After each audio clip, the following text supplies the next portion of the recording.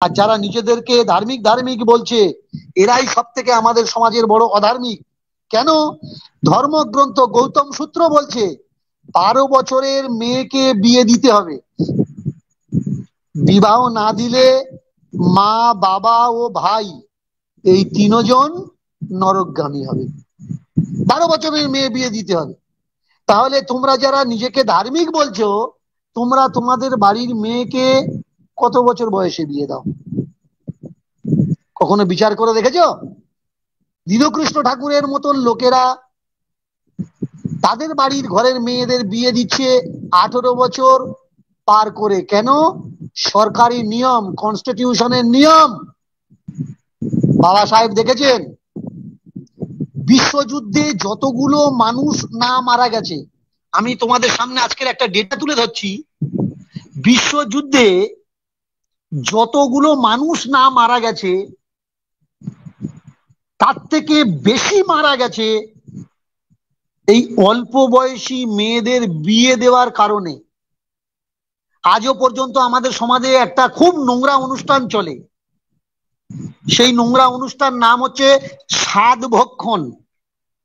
কোন বিবাহিত মেয়ের পেটে বাচ্চা এসছে, তো তাকে সাধ খাওয়ানো হয়, 7 মাসে গিয়ে সাধ খাওয়ানো হয়।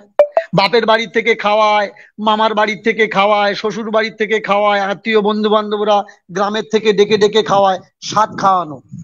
তোমরা অনেকেই জানো না এই সাধ খাওয়ানোর ব্যবস্থাটা কি।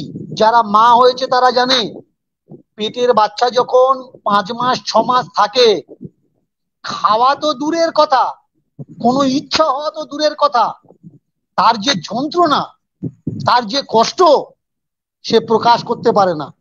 অথচ তার নানান রকম রান্না করে খাওয়ানো হয়। কেন খাওয়ানো হয়? তাকে নতুন কাপড় পরানো হয়, আলতা পরানো হয়, সিঁদুর পরানো হয়। কেন পরানো হয়?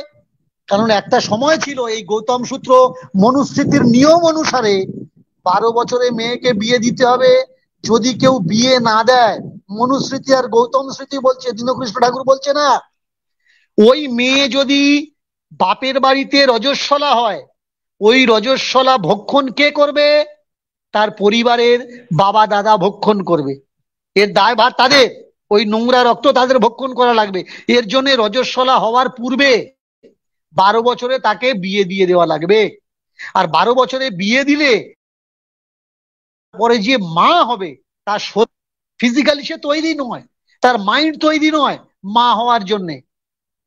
বাচ্চা জন্ম দিতে গিয়ে সে যে মারা যাবে, এটাকে যে আমরা সাধ খাওয়াচ্ছি, ওটা সাধ খাওয়া না, ওটাকে শেষ খাওয়া বলা হয়।